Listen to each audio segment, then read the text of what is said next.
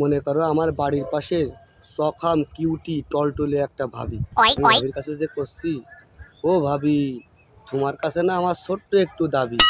ভাবির কাছে উল্টো পাল্টা কিছু কবি না কিন্তু। আমি বলছি না, আমার তুলে দাও না একটা ছবি। করছে ও এই কবি। তা আমি বললাম যে ভাবি হ্যাঁ, তুমি যে কিসব ভাবো আমার নিয়ে, তা দাও একটা ছবি তুলে দাও, তুমি হেবি সুন্দর ছবি তুলতে পারো। বলছে হ্যাঁ, এই ছবি তোলার জন্যই তো কালকে কক্সবাজার গেলাম। বলছে কী করছাও ভাবি? বলছে হ্যাঁ, পরে শুনিস কিনা, আগে তো ছবি তুলে দিই মোবাইলটাতে। আমি যেই মোবাইলটা দিলাম, কাছে এই মোবাইলে কি ছবি তোলা যায়? তারা আমার মোবাইল আনতেছে।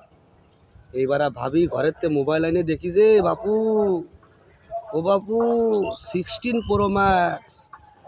সে কথা আর কব না। আমি কছি ভাবি, ভাই তো ঠিক মতন কাজে যায় না, এবার নুন আনতি পান্তা পুরোই, 3 বেলা লাউ শাক কচু শাক গুটে খাও, মাঝে মাঝে আমার কাছ থেকেও টাকা নেও, এখন এইসব কি দেখতেছি ভাবি? কচ্ছে ভাবাই, এই ছবি আর ভিডিও করার কারণেই তো আমি পাইছি এটে। কালকে এই যে কক্সবাজারে গেলাম না, তাই বন্ধুরা আমার এটা গিফট করেছে।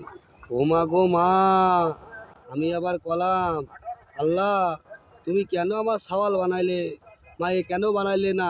তাদের আমি 16 Pro Max পাতাম আর ঘন ঘন কক্সবাজার যেতাম।